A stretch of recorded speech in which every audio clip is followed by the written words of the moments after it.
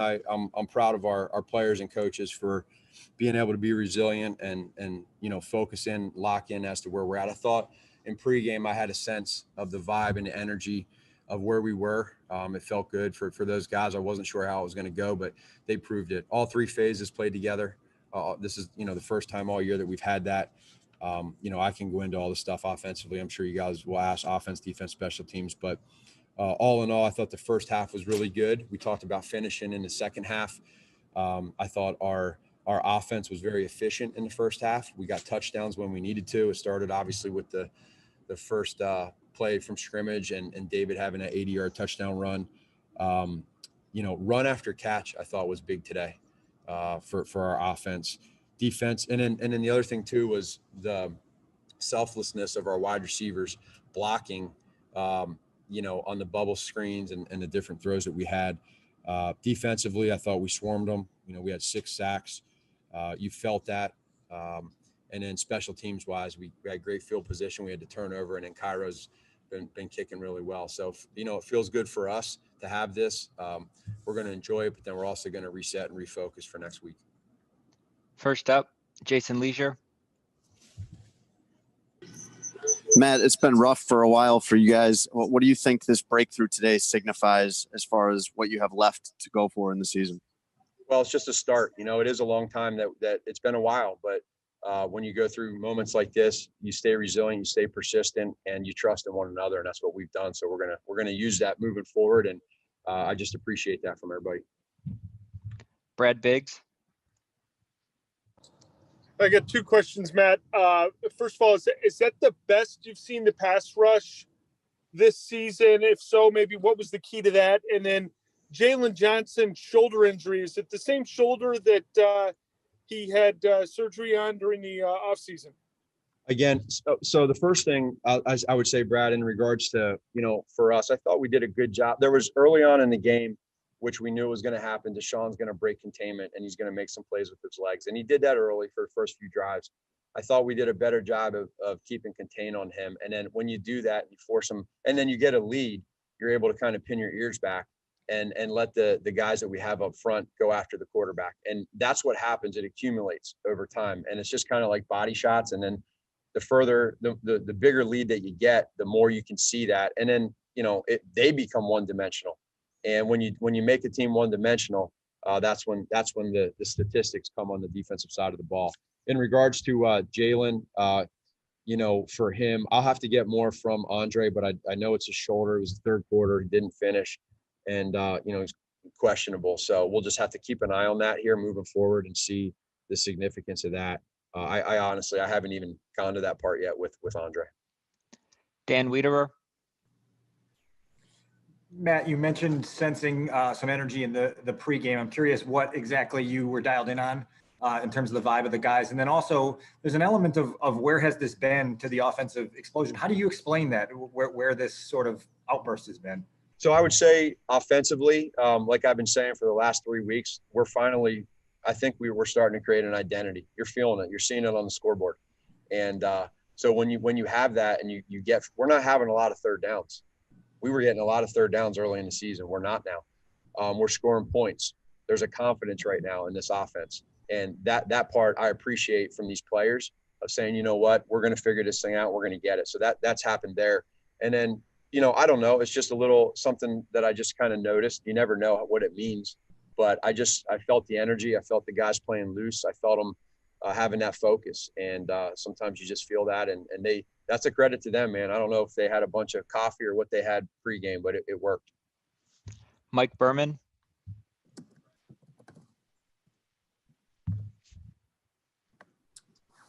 Matt, that first play from scrimmage, Montgomery rips off an 80-yard touchdown run. How big was that, and what was the impact on the sideline of a play like that to get things going? Yeah, it's huge. I mean, anytime you score an 80-yard touchdown run on the first play of the game, you get 7 points, and your line blocks, your quarterback makes the right decision, and your wide receivers block, and then your running back finishes, and you get 7-0 lead. It's a pretty cool deal. So we want to keep that going, and I think that helped us get going along with the defense playing fast. Pat Finley. Hey, Matt, you talked about getting an identity on offense the last couple of weeks. What have you seen that leads you to think that it'll work against maybe some stouter defenses that you have coming up? I'm not sure. I think we're just going to play whoever they put in front of us and see where it goes. Adam Hogue. Yeah, I was going to ask about that identity that you were even talking about coming into this week. How did you describe that identity and what you were established today as you were starting to get into a rhythm? I think you got to be able to run the ball. You got to be able to pass protect. You got to make good decisions. And then when you get the football in your hand, you got to be able to make plays. And our guys did that today. I thought our coaches did a hell of a job, all of us, of communicating and being able to talk through what we like. And then the players got to execute it. They did that. So when we're able to do that, it gives you a chance to score points. Mark Potash. Hey, Matt, when Mac is engaged, obviously makes a big difference for your defense. But I know Hicks had a couple of plays early, but that strip and recovery by Mac seemed to really ignite things. How much of an impact do you think that had? And just to have him in general playing, that like he does in a game like this, how big a difference is that for you? Yeah, he's an impact player, and so when you make impact plays, you see it, and you get a safety at that point in time to get the ball back, to get 2 points, to beat guys one-on-one. I mean, he's been doing that all year long in a lot of different ways. He's had a couple sacks called back from him, and but that's a part of the game. But trust me, man, he wants it, and he showed it today, and he's going to continue to keep doing that. Kevin Fishbane. Matt, was this kind of a game you've envisioned for Mitch? Just the way he got into rhythm, getting him out in the play action and on the move. Was this kind of him putting everything together, and both him, the receivers, the play calling, everything kind of coming together? Yeah, this I thought it was great, and again, I go back to that Green Bay game. We got behind really early, but he was doing it then. I thought last week he played a really good game, decision making, making plays. He's in a good place right now, and he's executing what we're asking him to do. I appreciate that about him. He's practicing really, really well. He's leading, all that stuff right now, and then ultimately what you got to look at for us as coaches is you got to say, are you scoring points? Are you scoring points? And so when you score points, you have a chance to win. And we're scoring points right now. And, some of the stuff we're doing, using his legs and doing different things schematically, is able to give us an advantageous in the plays. And I appreciate that. He's doing great. Couple more for Coach. JJ. You talk about that identity. It's kind of easy to notice that some of David's best games recently have come with Sam Mustipher in at center. How much of a part of that identity, being able to run the ball, has he been for you guys? Huge. That consistency when you have an offensive line and you don't have guys hurt, you don't have, dominoes on that front line. It's hard, and so right now we're seeing it offensively. That's a part of the identity that we've been talking about is you have guys that communicate. You have a guy like Sam Mustipher that comes in and has an opportunity to make plays, and he's done that. He's a great leader. Alex Bars to come on in and fill these roles. Jermaine Ifedi to kick out the tackle and do a heck of a job. For Cody Whitehair to be selfless and go back to left guard. For Leno to stay consistent all year long and help us with that experience. And these guys, I would say, you look back at one of the negatives that we had today was probably the false starts, right? The false starts we had on offense with 7 penalties. I think 4 were on offense with the false starts. Those guys know that. They admitted it. They knew it. We know the whys. We got to eliminate that. I thought that put us in a hole a little bit, but the other stuff, these guys are they're clicking right now, and you're seeing it offensively. Andy? Yeah, Matt, did you sense any extra chip on Mitch's shoulder this week with all the talk about Watson? No, zero. I think he's been locked in. He's been focused in on trying to help this team win. That's the only thing that honestly, when I say that, some may not believe me, but that's the only thing that we cared about this week was how do we find a way to win? We don't care what the score is. We're going to find a way to win and be able to just appreciate each other and how hard we play. So not one time did any of that stuff come up. That's just how we work. Last one, Dan. Matt, with some of the tempo stuff you guys have done, what's been your assessment of some of those sequences where you've been able to break the huddle and go and what those have done for momentum? Yeah, what it does is it keeps the defense off balance in regards to the tempo. There's different things we can do off of it. I think that's a part of our identity. If you look back, we haven't done as much of it in the past. We're starting to do a little bit more, and now we just got to stay ahead of these defenses as to when and how we do it. So it's been helping us. Some of that stuff with the false starts you run into is with the cadence, but we've got to practice it. We got to be good at it. And then we got to make them guess when it's coming and what we're doing. Hey, Mitch, coming into this game, Matt talked a little bit about you guys establishing an identity on offense. And he said it again after this game with all the success you guys had today. How would you describe that identity that you guys are starting to develop? I think just a balanced football team. I think we just need to continue to run the ball well, and off that, just have a bunch of movements and nakeds, and just keep taking what the defense gives us. And you see the positive plays on first and second down. If you can just stay out of those third and long situations, which we have, and we're just keep moving the ball downfield and keep our defense off the field, and let them do their thing. I think we're just starting to establish rhythm on offense. And then the defense doesn't necessarily know what's coming. They run under the pass, and we're able to avoid third downs and just move the ball down the field and stay in rhythm. So it's an ongoing progress. We're still trying to establish that identity, but I think we're starting to find one. And just the way these guys are working in practice, I think it's a testament to just how we went out there today, and it's starting to come to life with the execution. JJ? Mitch, kind of following on that, when you see David having the kind of game that he had today and has had really ever since you got back in there as starting quarterback, what does that do for your own comfort, and how does that impact the offense as a whole? I think it's huge. I think today it really all started with the offensive line up front, and they sprung David free on the first play, and to start a game with an explosive play for a touchdown like that, I think it sends a message to the whole team and to everyone about the mindset that we came out and played with today. So hats off to the offensive line. They played a great game, and David's always running his tail off. And it's just all 11 guys playing as one. I think a lot of times today you saw guys continue to block hard downfield, just being selfless, putting their bodies on the line for the guy next to them. Doing those little things is what is going to make this offense just continue to get better. And I'm just proud of these guys. Mike Berman? Mitch, you were so efficient early on, and especially through the first half. How did that help you build some rhythm and some confidence, and how do you assess your day as a whole? Yeah, I thought it was good. I thought it was efficient again. Like I said, I just went out there today and took what the defense gave us. They tried to show some different looks and mixed up some man and zone, but I just wanted to find the underneath completions and let these skill players just go to work with the ball in their hands, make them tackle all our ball carriers. And we had some good stuff in the run game that definitely helped us in the pass game.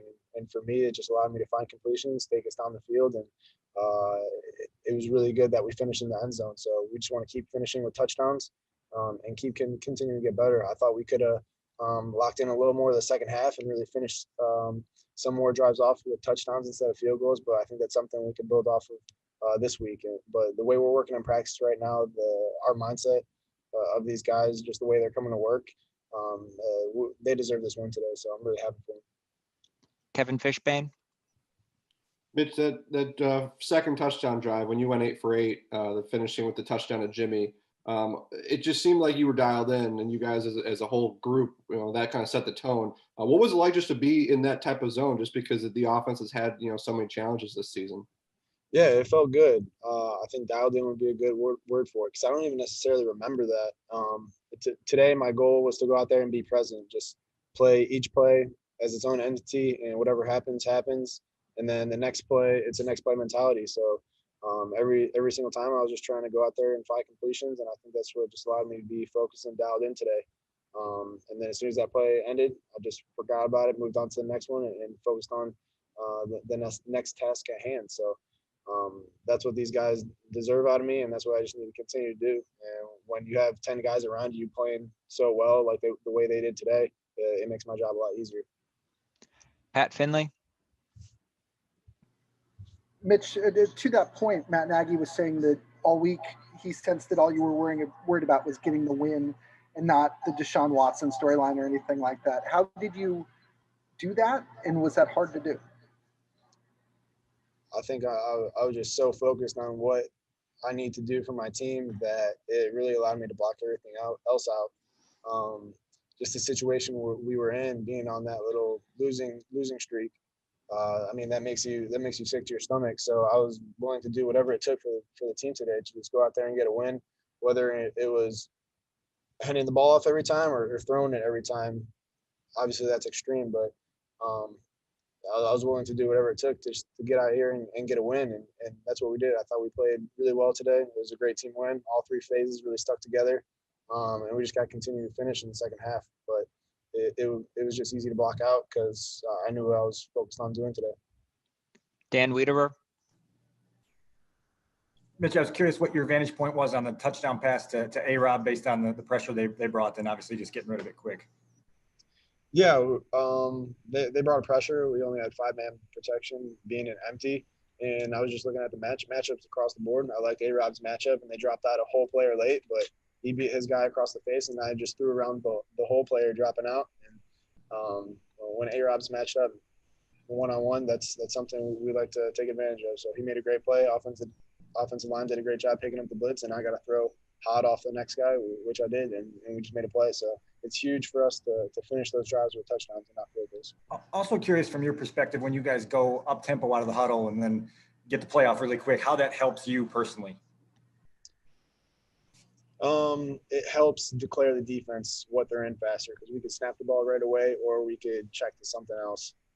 So I think it's just a mechanism for us that I think it really dials our guys in because there's no dilly-dallying or anything. You got to get up, get to the line, know your assignment, and the defense has to get in their assignment either because there's a couple times that we can get them out of position by using that tempo, and that's something we just continue to need to emphasize is using our tempo in and out of the huddle, changing it up, and keep the defense off balance, but continue to stay balanced within ourselves. So I think it's been positive. I think it's been working for us, and we just need to keep getting better at it. Two more for Mitch. Jason Leisure. How important has Allen Robinson been to you the last 3 seasons? He's been huge. He's a leader of our offense.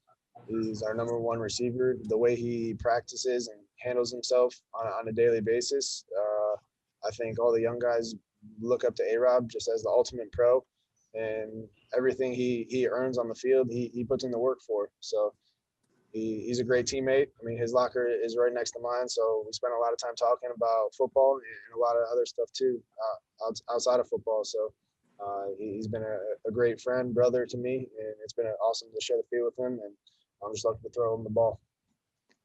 Last one, Andy. Yeah, Mitch, just in general, how big a sense of relief is there to get this win? It feels good. It feels good. I think we really needed that as a team. Just the way we've been working the last couple of weeks, it feels like after a win like that, it feels like all the work was starting to pay off. And we just got to have that same mentality going into this week. Get back to work, stay focused on the task at hand, and try to go 1-0 next week. But it definitely feels good. Thanks, Mitch. Thanks, guys. Hey, Roquan, nice hat, first of all. How satisfying was the performance of the defense, especially after the last 2 weeks, that you guys were able to record so many sacks and get after Watson and hold them to 7 points? Appreciate it. And I think that's just the standard that we hold ourselves to, the way we played today. But it's not just about this game. We're going to enjoy this one, but it's about doing that each and every game. And I feel like that's the standard that we hold ourselves to each and every week, and we have to do that. JJ? Roquan, how did you kind of observe Coach Nagy this week? You know, you guys are in the middle of a 6-game losing streak. Things are not going the way anyone expected. Just what did you see out of him this week and then today on the sideline? I would say throughout the week, even in practice, he kept his same energy. He didn't change. Why would you change just on the adversity? It's just adversity. And I felt like he stuck true to who he is as a person, as a coach. And you have to respect that as players when you see that day in and day out. So got a lot of respect for the guy. Dan Wiederer. Roquan, 7 sacks today by you guys as a team. What went into the rush plan against Watson, and how did you guys feel about the execution of being able to get him on the ground so often? Yeah, we definitely got a good bit of sacks today, and it was awesome, especially versus a very mobile quarterback in Watson. Not many people get to sack him often, but I just felt like it was just relentless pursuit from everyone on the D-line, linebackers, and things of that nature. And, like, good things happen when we all hustle to the ball. Mark Potash. Roquan, obviously getting Khalil Mack off like he did makes a big difference. What was the feeling like when you got the big plays early? How much of a boost did it give you? What kind of impact in general did those plays have that Mack gave you? Oh yeah, for sure. Those big plays means a lot, especially early in the game, setting the tempo. That was a lot for our defense. So it was just about building on those. And I see you have a Missouri. Is that a Missouri mask? Yeah. Oh yeah, I seen Georgia got a hold of him yesterday too. So nice. It's a basketball mask. Oh, okay. They did upset Illinois, right? Yeah. Good comeback. Next up, Colleen Kane. Hey, Roquan, after the two defensive performances the last 2 weeks, how much motivation did that provide for you guys going into this game? Definitely provide a lot of motivation, like the last 2 weeks prior to this week, about like not playing to our standards. So we all knew that deep down inside, and it was a reality check. We had to look ourselves in the mirror, and I felt like this week we came out and played to our standards, and we just have to continue that for the rest of the year. Couple more. Dan, go ahead. Roquan, it's been 8 weeks since you guys left the stadium with a win. I'm curious what the feeling was when you guys finally got back to the locker room today, and then how you look at this stretch run now, getting to 6 and 7. Absolutely. Just got to take it one game at a time, and it was definitely tough. You know, on a 6-game losing, that's never good, regardless of what's going on. So being able to get this win and just got to build off it, and I think we will. And it's just about taking it one game at a time from here and not looking forward to anything. We'll enjoy this one today. Then we're on to Minnesota. Brad Biggs. Hey, Roquan, did you look at the fact that the Vikings lost today, or are you even paying attention to the standings, or is it you can only worry about yourselves right now? Well, for sure, you can only worry about yourself, but I did see that the Vikings did lose, but can't really worry too much about that. Just have to control what we can control, and that's our games, one game at a time, and I feel like that's what it's just going to be, and we'll take care of Minnesota next week when we get there. Pat Finley. Roquan, when you're standing on the sidelines and David Montgomery takes the first handoff of the game, 80 yards, what does that do for everybody? And does it kind of relax you guys in the sense of, I'm sure it was stressful, this long losing streak.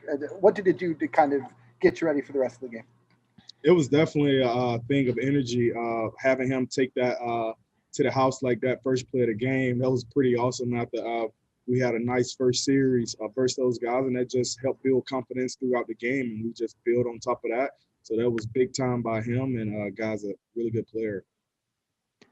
Last one, Joe Phillips. Hi, Roquan. First of all, congratulations on breaking you guys a 6-game losing streak. And what was the atmosphere like in the locker room, and what did Mitch Trubisky say about actually beating Deshaun Watson after hearing all of the noise from the media? Appreciate it, and I don't think he really was worried too much about that. He was just more so worried about what he can control, and that was his output for this game. And I felt like he played a pretty solid game, so that's all we can really focus on is that. Not really worried about the draft, who went where, when, and why. But it is what it is, and we're glad to take this W. Thanks, Roquan. Thank you, guys. Yeah, Danny, you all have been struggling as of late and just coming off of a 6-game losing streak. After getting a big win like this, what is the feeling in the locker room right now? We want some more. It starts with one, though, and that's our mindset, one game at a time. It's about whoever wanting more when we're out there. We don't care who we play or whatever the situation is. We got to fight to the end. We did a great job of starting last week. Did a great job of starting and finish this week. I feel like our defense is rolling. Our offense is picking it up crazy. I knew it would happen. Perfect time. We just got to keep it rolling, one game at a time. JJ Stankovitz. Danny, what stood out to you guys about that first drive the Texans had in the second half, where it was like the 17-play drive where they ran the ball a lot? Did you get the impression that they were maybe just trying to protect Deshaun on that drive? Probably so, but I just know that it was a long drive, and little things like that we got to learn to put them away when they're ready to go away. That was the longest drive of the game, and I think we stopped them on that one, if I'm not mistaken. But it was just a long drive. We had some big plays, gave up some, but all in all, I feel like we had our backs against the wall and we fought all night, and that's what it's all about. Bend, don't break. Colin King. Hey, Danny, what does it do for you guys when Khalil is making the kind of game-changing plays that he did today? I mean, that's what we have over there. We got playmakers. He's definitely one of the guys that's known to make plays, and he got back to himself. You know, I told him he wore black forces today. He was out there, you know, trying to wreak havoc. So it's good for him because a lot of us feed off of him. The whole defense, the whole team feed off of him when we make big plays, and you know that's what we expect him to do. And he had a big game, and he came out with the right mindset all week and executed his plays. A lot of guys stepped up, you know, when they tried to double him, and we had a lot of sacks today. And, you know, that's what you want to see going on. Joe Lewis. Yeah, Danny, you talked about you knew the offense would come around and that they would finally get to playing at the level that they should. What gave you that hope when things seemed very grim at first? I'm a positive person, man, especially when I know the guys that I'm around. I'm practicing against them. I see what they have. I know their mindsets. You just got to go out there and fight to the end, be on one page. You know, defense, you know, one guy can make the play and everybody else not be on the same page, and you can get away with that. Offense, everybody got to click together. So it took them a while. You know, a lot of guys start, you know, talking to one another a lot, and they got that chemistry, man. And, you know, we just loving it right now because we knew that is the way our offense play.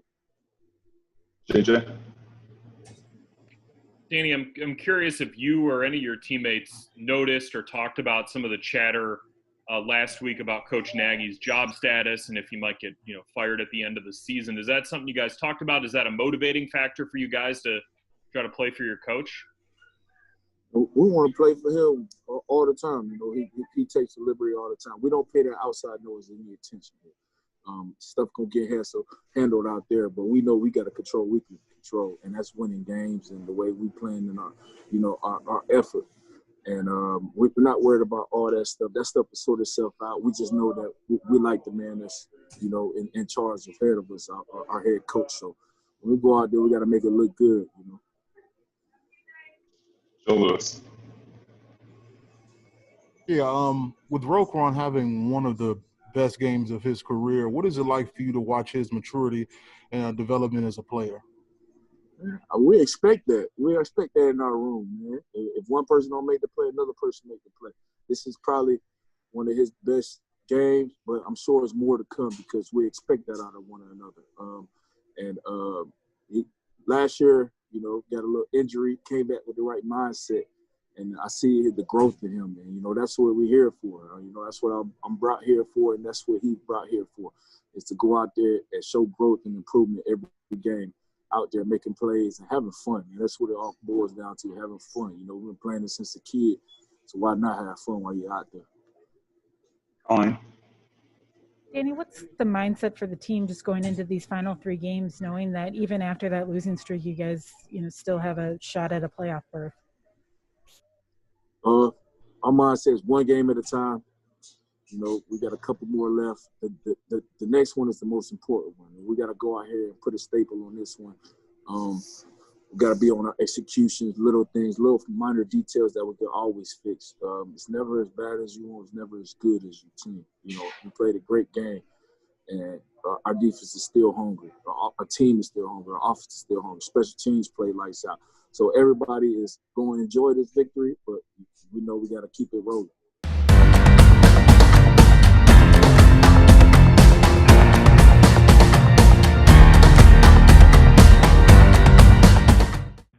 Clarkism, spoken word Sunday by the creative thought scientist. You become what you think. Your life right now, you thought yourself into it. And if you're happy with it, keep thinking that way. But if you're not happy with your life, well, you thought yourself into it. You can think your way out of it. Your life is your thought. It's the way you think. This is why the scripture says, according to your belief, so it is. It's the way you think. Go get it. I'm your guy, D. Clark, motivated and blessed.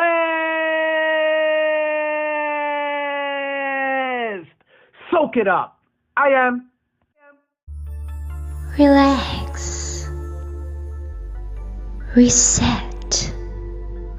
Rejuvenate. Go to our link right now to restart your life. TheRewindSports60.com. What are you waiting for? Hope to see you soon. The Rewind Sports 60.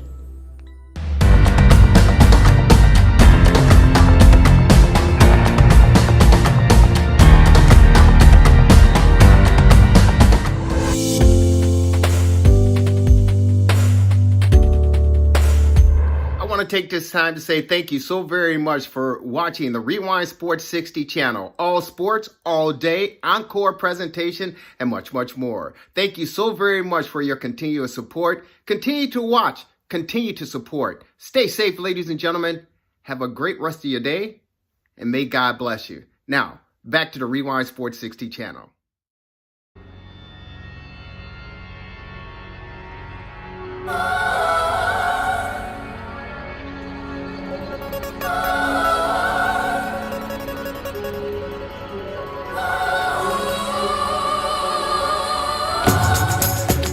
Welcome, everyone, to another edition of the Sports Medicine Update, a weekly podcast with yours truly, Jerry Riles, and the Honorable Dr. Chad Padromas. Doc, how are you? I'm doing great, Jerry. How about yourself? Doing fantastic for the most part. Have some ailments here and there. The left knee is acting up a little bit, but I'm pleased to say I had an opportunity to get the master to touch me, and I'm basically healed. So thank you, Doc. My pleasure. My privilege. Maybe a little bit more work, but thank you so very much. But other than that, doing fantastic. Doc, let's jump right into it. The world of sports obviously has been affected by the pandemic and COVID-19. We've seen it all across the board for the National Hockey League, the NBA, Major League Baseball. Congratulations, for those sports to get their championship titles and the teams crowned for sure. But of course, we're looking forward to starting another season as far as the NBA is concerned. The National Football League, they're doing very well, I guess, as far as plowing through this season. But albeit there are cases of COVID striking its ugly head on numerous teams around the league, and even hit our own Chicago Bears this past week, where a practice player contracted the virus, and they had to shut the facilities down, NFL protocol, and they had to shut Hallis Hall down for about a day or half a day to make sure everyone was safe and sound. But COVID is here, and the numbers have certainly ramped up. It's also hit the collegiate level as well. I understand there's somewhere between 460 to 487 college basketball games that have already been canceled. We know the number of games that have been canceled in collegiate levels as far as the colleges are concerned, and the Ohio State Buckeyes to play their rival, the dreaded team up north, the Michigan Wolverines. That game was called off for the first time in over 100 years because of Wolverines program, and they have been hit hard with the COVID-19 as well. What's your latest assessment as far as this virus, and what's the newest on the news front? Well, several things. As to your first point about people getting the disease, you had asked me periodically when we discussed this what I thought was going to happen, and what I've said consistently is that that people are going to test positive and games are going to need to be postponed, but that the ultimate answer was just to keep on going and cancel where you have to cancel, but keep going and things will work out. And they have, and they will. And the reason is that at the end of the day, these athletes are healthy people, and happily, outside of the unfortunate gentleman I mentioned in Division II some time ago, who was kind of heavy, who unfortunately succumbed some time ago. Basically, people have gotten sick or gotten infected, but happily, we're talking about the inconvenience of canceling games, not the tragedy of, horrible consequences from the virus. And in fact, when we've heard reports like that, they basically turned out to not be valid, as with the earlier report from the Penn State doctor about heart issues, which turned out to really not be severe. So basically, the bottom line is these young, healthy people get infected and they get over it, and life goes on. And again, in accordance with the principles of the Great Barrington Declaration, the more young people that get it and recover spontaneously, the better it is for society, because they dampen down the spread of the virus. So again, happily, there have been postponements. And I saw, the Big Ten changing the regulations on the fly, as they should. So they had said you needed 6 games. Now they said you only need 5 games. But at the end of the day, the leagues are continuing, and that will continue. So I think all these leagues are doing a great job. And I think the good news on that front is that we're going to be talking about inconveniences of rescheduling, not medical tragedies, which happily has been the case so far. The story that was interesting was out of, I think it's the Baltimore Ravens, where they had several people, I think 4 people test positive. And so when they did genomic sequencing and looked at, you're actually able to tell for a given virus or a given bacteria of a particular species or type, that there's different strains. Strain isn't the right word, but different types of it. And so by doing this and tracing who had which one, they were able to find that, in fact, the virus and the people that were infected apparently did not get it from on-field transmission. There was, as I understand it, transmission from an unnamed team personnel, and I don't know if this is confirmed or not. At least one report said that it might be their strength coach. I'm not certain that that's true, but the main message is that it wasn't from on-field play, which of course had been a concern. The thought is, well, these people are in close proximity and they're breathing on each other, and is this going to be this horrible transmission issue? And this advanced biochemical work on these different strains of the virus that people got have shown that hasn't happened. That's great news, because it furthers the thought that people continuing to play is not turning out to be a big source of transmission. So, you bring up a good point there. And again, we talked about how the National Football League, they continue to try to stay on top of everything and continue to try to get these games in. But we know that there have been teams, as you mentioned, the Baltimore Ravens, that have been hit with it. But back to the collegiate ranks real quick, Doc. Mike Krzyzewski, the basketball season has just started, and teams are playing in their respective regions of the state and the country. We know here locally, DePaul has yet to play a collegiate basketball this season due to the virus.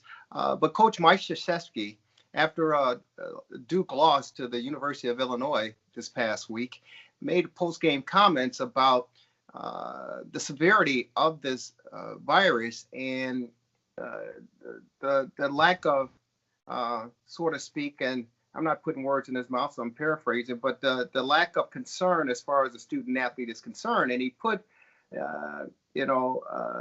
pointed the finger at the NCAA and said, it appears as if they're more interested in the bottom line, the end line, and of course that's money and revenue generated, as opposed to the journey and the processes that these student athletes have to go through. And he felt that at this point, with the numbers going up, that maybe play should stop until you get a handle on it and then resume. Did you get an opportunity to hear those comments? And if so, what are your response to that? What's your response to that? I didn't hear and I didn't see, but as you're describing them, I don't think I would agree. You've probably read the reports about suicides, people talking about suicides directly attributable to depression from this. So the basic point, my alma mater, Princeton, I think has not always been at the top of their game on this in some areas, but they did something recently that I think is the right idea, relates to what you're saying. which is they've decided to have in-person classes in the spring, but they're making sort of their own bubble. And I can't tell you everything, but the idea is that the students will be there and the students will go to class, but I think they can't leave campus and one thing and another. So the basic point really hasn't changed, which is that the tragedies are almost exclusively in high-risk people. Indeed, in low-risk people like these college athletes, the risk is as low as, and in some cases lower than, the flu. And we don't close down basketball seasons because of the flu. So the issue is really pretty simple. You get these young people to get on with their lives because the emotional and psychological and other toll on them for disruption is huge. And it's kind of fortunate that the people that are, maybe most affected by this, these young people by disruption, are the people that have the least to lose by carrying on. So they should carry on. And I don't know, maybe the NCAA is doing what I think is the right thing for the wrong reasons. Unfortunately, and this is spoken like an old cynic, follow the money. And it's just true far too often. So, maybe they're doing things for monetary reasons, but the net effect of keeping playing is absolutely the right thing. And where the action needs to be focused is how do you protect high-risk people? So let the kids play, encourage them to play, keep them playing, but protect high-risk people from them and vaccinate those high-risk people. The vaccine is very controversial, but, medicine is risk-benefit analysis. And so should you be vaccinating kids? In my opinion, no. But should you be vaccinating old high-risk people? I think definitely yes, because they're the ones that have things to lose. So vaccinate older people, keep the older people away from the kids, let the kids play, keep the elderly, overweight, comorbid, activity manager or whoever else away from them. But let them play, encourage them to play. It's good on a number of fronts. And if the NCAA is doing it because of the money, I think you could question people's motives, but I think their actions, at least as described, are the right ones. Well, it's interesting, and I love your response.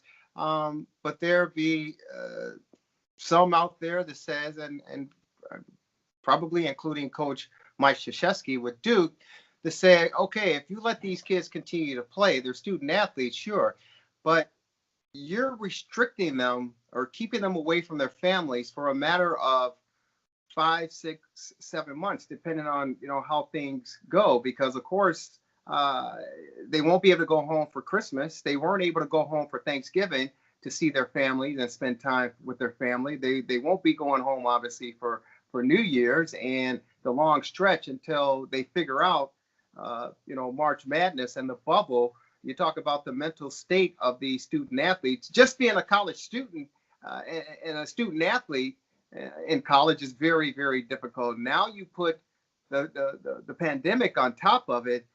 How do you address those individuals who say, hey, you know what, it's not worth the end line as far as the money is concerned, because we're talking about the welfare of these individuals? Well, you shouldn't do anything because of the money, but keeping the kids away from their families for the school year, I mean, I don't know. Is that supposed to be a tragedy? I didn't go home. I went away to college. I didn't go home for Thanksgiving when I was in college. It was a price of a plane ticket. And honestly, couldn't afford it. I mean, I guess we could have, but it was expensive. So I stayed in school. I stayed in my dorm. There was nobody else around. I mean, so the heck what? I don't think it's a hardship. I did go home for Christmas, but I don't think it's a hardship at all. And I think, and the other thing, and we bring it up every time we talk about this, but so you take sports away from these kids, So what do you think they're going to do? Lock themselves in a tower in isolation? They are likely to be engage in behavior that's worse, uncontrolled behavior. So go to school, study. If you're there on a vacation, I didn't go home for spring break. I didn't go home for Thanksgiving. I remember I was in dorms by myself. I was studying. I mean, we just didn't think it was worth the money. I didn't have a car. Couldn't afford a car. I didn't have my own car, so we didn't think it was worth the price of a plane ticket. It was fine, I don't get that argument at all. It's better for them to play, stay at school, do what you're doing. And there were some other kids there, and be with the other kids. So I don't, the disruption of these kids and taking sports away from them is far worse. I think this is not an issue in the slightest. Dr. Chad for Jorma Sports Medicine Update, our weekly podcast. I have to ask you, you brought up and mentioned, and there's obviously throughout this pandemic, which really hit the United States back in March, that it's equivalent to the flu. But there are some out there to say, okay, if you want to say that it's a different level of the flu, they say regularly during the flu season, you have between 50,000 people a year that die from the flu, maybe 70,000 depending. But when you talk about COVID and the virus and the amount of people that are dying from that, they're projecting upwards of 459,000 people dying by February.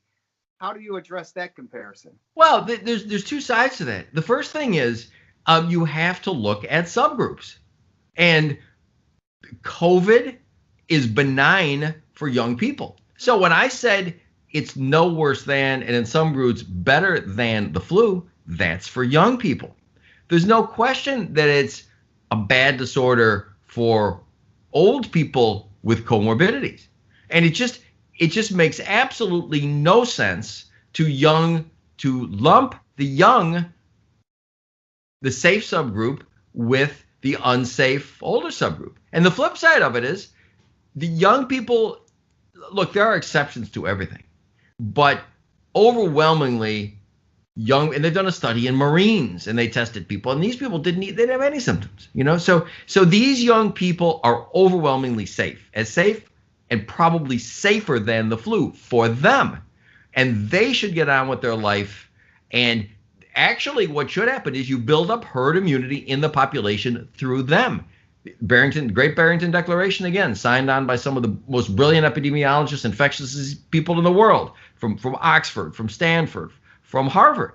So let them get sick, because once they're infected, they will contribute to herd immunity. So you get herd immunity from young people from getting the disease. You get herd immunity from older people from getting the vaccine.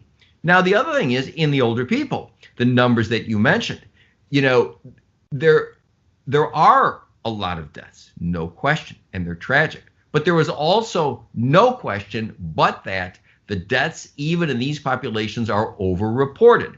As everybody knows, medical institutions profit. And I said follow the money. I'm sorry to have to say this, but medical institutions, this is widely known, profit. When they report a COVID death, they make money on it. Goes against their bottom line. So, the people the guy that gets in a car accident and dies with COVID gets reported as from COVID. So the death rates from COVID, there's no question they're high and they're tragic in this older demographic. And there's also no question that they're lower than reported. And it goes beyond that. As you perhaps know, there was scandalous misreporting clearly identified in Florida, where cases where the case rate that was higher than the total number of people tested. So there's no, and something else. So you say, well, people get COVID, right? Well, the COVID rate is not necessarily people that test positive. The COVID rate is also, in many cases, people who are just symptomatic. And I don't want to get wonky, but there's other things too. The test for COVID is a test for viral particles. And this test is set at a level of specificity. and it's parts, I think it's parts per, I'm not sure which it is, but it can be 25, 30, 35, 40. Well, it turns out that the sensitivity of the testing in the US is significantly higher than it is in much of Europe. Actually, Florida is the only state in the country where Governor Ron DeSantis, who I think has been a hero through all this, has mandated that the level of sensitivity of the tests be determined, because a lot of the people who are testing positive for COVID are testing positive for pieces of the virus and are not infectious, right? So this death rate, no question, people are dying, high-risk people, and it certainly is tragic. But the number of deaths is inflated. The number of cases is inflated. And again, I mean, I hate to say it, and I've been a health practitioner for, I'm 66. I started medical school at 22, most of my life. But unfortunately, the medical profession, the medical industry is not immune. And, follow the money and look for where people are making money on reporting COVID deaths. Look where people are making medical experts who are making money on their affiliations with vaccine companies. So what I'm saying is the magnitude of the deaths, they're high. They're certainly higher than the flu for older high-risk people, no question. But they're not nearly as high as reported. And so the answer is, it's kind of like geographically treating, rural areas the same as buildings where people are living on top of each other makes no sense. That's why top-down government mandates across states are destructive. They need to be individualized to region. They need to be individualized to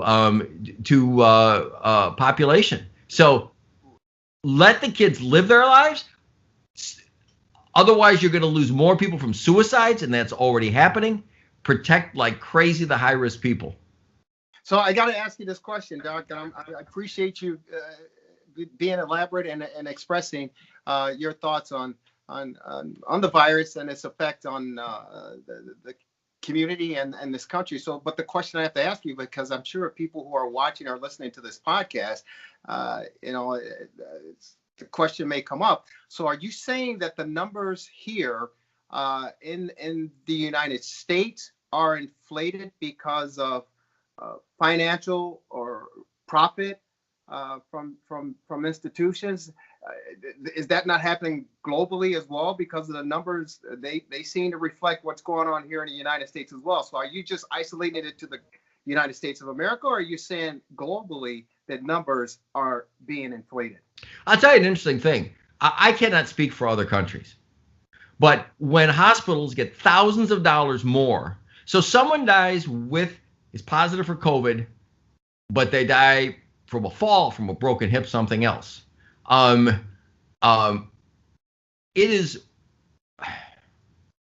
let's just say it's widely theorized that, I'm not saying that their care is suffering, and I'm not saying they're doing anything nefarious. They're not. I think everybody is trying to do well by people, right? But the difference between dying with COVID and from COVID, there are many, many instances that have been written about that are clear and obvious where people died with COVID, not from COVID, but were listed as COVID deaths. And is that from the money? Most everybody thinks it is. I don't want to speak to the magnitude. I don't want to speak to other countries, but I'll tell you something else since you bring up other countries that's interesting. So there is a pitched battle being waged now in COVID regarding early treatment. So hydroxychloroquine was advocated early on, and then President Trump advocated it, and it became intensely politicized. And because he advocated it, opponents of President Trump trashed it. And I began my research study when I saw, politics aside, when the FDA came out with their mandate that said, and I've talked about this before on this podcast, that hydroxychloroquine was cardiotoxic, and using it as an outpatient could result in cardiac deaths from arrhythmias. And again, I've been practicing for a long time, and I have many patients who are on this drug for rheumatoid arthritis, for other problems. And this drug has been widely prescribed for decades without an EKG, without problems. And it caused me to start to research it, and then to use the resources of my foundation to research it. And it culminated in a paper that has been published and quoted around the world that showed that there has not been a reported death from cardiac arrhythmia from hydroxychloroquine. So people said that it was unsafe for that reason. It isn't unsafe. It is safe. And this is a systematic review. This was looking at all the studies published. There have been other studies to back that up. We then did a study about efficacy that showed that for outpatients, it was efficacious. So it was trashed wrongly. Now, the tragedy of this is this drug is safe, it's effective, used early, and it's cheap. And there's another drug that has come to the fore called ivermectin. Ivermectin is used for an annoying skin condition called scabies, where little skin mites, they're little bugs, little parasites that get under the skin and they cause itching. And ivermectin is an oral medication that's taken, and it can also be used topically, and there's a related medicine that can be used topically. So studies on this drug have shown that it's effective. Now, let me tell you what's interesting. You're asking me about internationally, right? Well, we in the United States have lots of money, right? So we spend it on remdesivir, $3,200 at least for a course of treatment. And there's evidence that it helps, but I'll tell you, the last big study on it didn't show that it helps. So does it help? Yes. Are the results dramatic? Probably not. Is it expensive? Yes. Can you afford that overseas? By and large, third world countries can't. All right. So we can, and we use it. Ditto convalescent plasma, which I think is worth using. Ditto antibodies, which is worth using. But in poorer third world countries in Asia, they don't have our money. So they use hydroxychloroquine extensively. They've taken to use an ivermectin extensively. Hydroxychloroquine is used with zinc, and they report excellent results. And I'm part of a study group with some of the smartest epidemiologists and virologists and infectious disease people in the world. I go through better than 100 emails a day as part of this group, and they're reporting great results. They don't have our money, so they look at data, and they're getting great results. But we in the U.S., with lots of money and with, money for vaccines, which they don't have, we ignore these simple, inexpensive treatments to our detriment. So, one thing I'd like to mention to people out there, if you get ill, I will tell you that early treatment with hydroxychloroquine and zinc has been shown to be effective. I have 2 published papers in excellent journals that are cited worldwide that my foundation did. These are systematic reviews, not my study, reviews of other literature that clearly show it. And you can Google them and you can find them. So early treatment with hydroxychloroquine and zinc, clearly effective, cheap, will save thousands of lives. Harvey Risch, the brilliant Yale epidemiologist, has been one of the chief proponents, certainly not the only one. Well, I just want to tell people there's another substance, ivermectin, same thing. Now, hydroxychloroquine is uniformly safe even for pregnant women. In fact, it benefits the fetuses of pregnant women. Ivermectin is not approved for pregnant women. But there is a pitched battle in our country. If you get sick and you want hydroxychloroquine, or if you want ivermectin, there are medical jurisdictions where doctors will refuse to prescribe it for no reason. And even hydroxychloroquine, I've heard it said there's a shortage for people with lupus. Well, there's a foundation, the Palmer Foundation in Australia, that bought 32 million doses of this drug. 32 million doses. It's out there. It's cheap. Costs 37 cents a pill in the U.S., 10 cents a pill elsewhere in the world. So that's a bogus argument. So ivermectin and hydroxychloroquine. We in the U.S. are kind of too stuck up for these, right? They're cheap. Leave them to the third world countries. They don't have money. But those third world countries in many cases are doing better than we because they don't have our resources, and they are treating early. And early treatment is available here, can be used, should be used. So, Doc, let me ask you this then. So if you say you have a pre-existing condition, okay, African-American male, living in the inner city, pre-existing condition. So I'm susceptible to, potentially getting this virus and succumbing to it. would this be a recommendation for me to look into and say, hey, you know what? I want to beat this thing before it gets me. And I go absolutely positively. And I'll tell you something else. And you mentioned African American, right? So Jerry, you're older than you look, but you're not a senior citizen. And being African American isn't really the relevant characteristic, as you probably know. It's being obese. And unfortunately, the minority community has more obesity. And with obesity comes diabetes and other things. But yeah, without question, that older people with comorbidities should get treated, can get treated. I get people calling me all the time because I've written about this a lot. And they say, my doctor won't prescribe it. And I might have mentioned on this program before, there's at least one system in Chicago, and I guess I won't mention it, which issued a directive prohibiting their doctors from prescribing it. This is nuts. It's a horrible intrusion on medical practice. So how do you get it?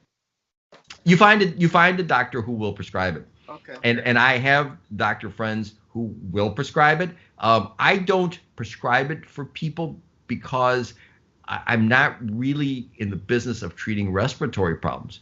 But you find if you are a high-risk person and you test positive early on, absolutely. So hydroxychloroquine with zinc, get an EKG before you start. If you've got a prolonged QT interval, maybe you don't take it or maybe you watch it, but it's completely safe.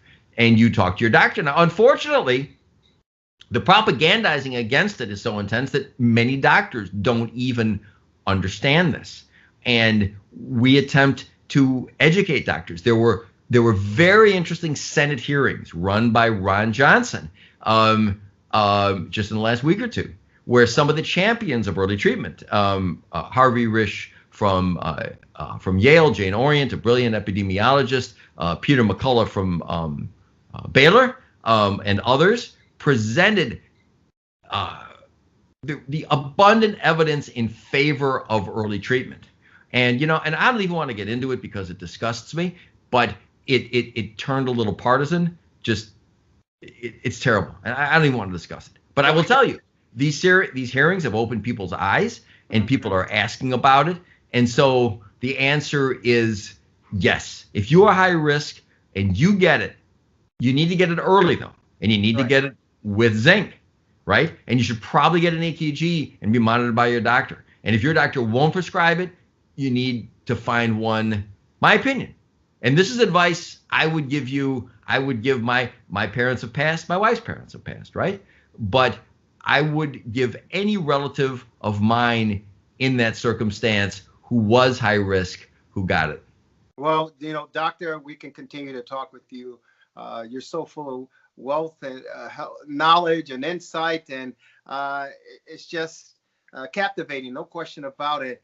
And we can go on and on and on. I just want to tell people, hey, remember, just to be safe, the easiest thing you can do right now, in my opinion, is put the mask on, wash your hands, and social distancing. And if you have to stay in place, meaning staying at home, by all means, do it. Stay safe. But if you have to interact, go through the protocol and do the things you're supposed to do. But worst case scenario, there is an option out there for you. Doc, we can go on and on. If people want to get a hold of you to learn more and find out more, how do they get a hold of you? Our office phone number is 847-699-6810. We have a wonderful staff and are happy to help as many people as we can. You do certainly have a wonderful staff. I had the opportunity to meet them firsthand, and what a pleasant atmosphere, pleasant group of people. Doc, thank you so very much, and I'm glad I'm in the care of your hands, Doc.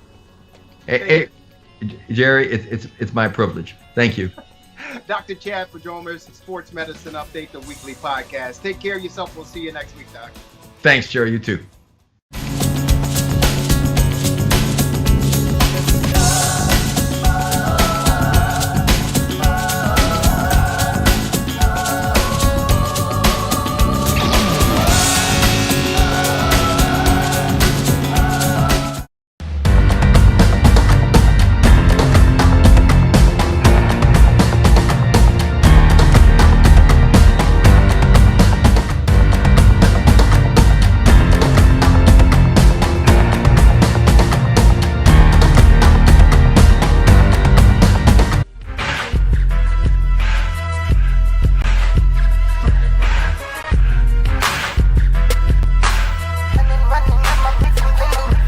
It's the freshest radio show in town.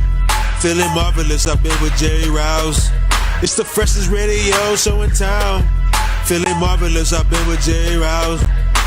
WCPT. WCPT. This the coldest boys show. You were getting the hour from 6 p.m. to 7. Chillin' with Lauren Cox and the man Marvelous. Shout out to Mr. Riles and the Italian style. You want sports is the only politic. WCPT. WCPT. It's the freshest radio show in town. Feeling marvelous, I've been with Jerry Riles. It's the freshest radio show in town. Feeling marvelous, I've been with Jerry Riles. With Montgomery on 1st and 10, is running back in a hole, and then he's off with a nice stiff arm, and it's a foot race down the sideline. Jackson in pursuit, Reed in pursuit, he's gone to the house. 80-yard touchdown run. Wow! And Kevin, we said that they were going to focus on the run. That's what they wanted to do. They've had good balance the last couple of weeks, and David Montgomery was going to get his opportunities. To think he was going to start the game with an 80-yard touchdown run. Outstanding job by the offensive line, creating a lane to get him to that next level, and then nobody could touch him. Watch the gap as he's able to run through. There is no one there as he's got at least a 6-yard gap. Quick little stiff arm there to Reed, and it's off to the races. Down goal at the 5. Trubisky a perfect 7 of 7. And he goes to the end zone and caught for a touchdown. Jimmy Graham grabs another. His 6th of the season. That's number 6 among tight ends. And Trubisky throws a touchdown pass and a perfect 8 of 8 start against the Texans. In for 1st and 10, and outside they go. Mooney looking for a block, and he gets one from his other receiver, Robinson, to the pylon. Touchdown! Got it! 12-yard touchdown pass. Trubisky to the rookie Mooney.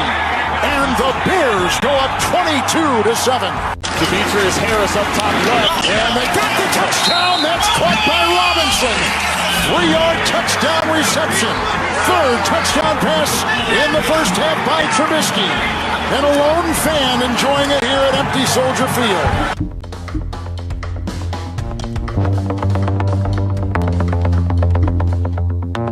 We finally get an opportunity, ladies and gentlemen. We finally get an opportunity to congratulate our Chicago Bears on finally ending that 6-game losing streak and getting a big victory over on the lakefront, shaking the lake. Our Chicago Bears knock off the visiting Houston Texans by a final score of 36-7. Ladies and gentlemen, this is another edition of the Rewind Sports 60, the Bears post game show on WCPT 820 AM in the beautiful, beautiful city of Chicago in the fantastic neighborhood of Jefferson Park. This is another edition of the Rewind Sports 60. I'm Jerry Riles, the fastest hour in sports conversation. Lauren Cox has the night off. She'll be with us next week for sure. But of course, ladies and gentlemen, you love him.